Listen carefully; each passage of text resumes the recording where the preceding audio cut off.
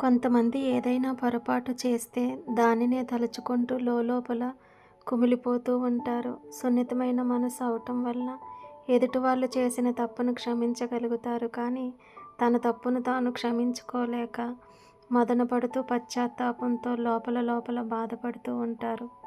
ఒకటి బాగా గుర్తుపెట్టుకోండి. మనం ఏ కారణం చేతైనా పొరపాటు చేసినప్పుడు దాని నుండి మనకి ఒక జ్ఞానం వస్తుంది.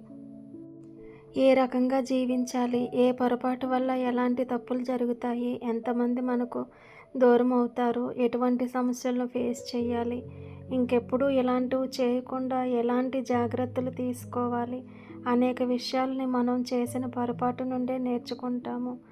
మానవ జన్మెత్తిన తర్వాత పొరపాట్లు చేయటం సహజం.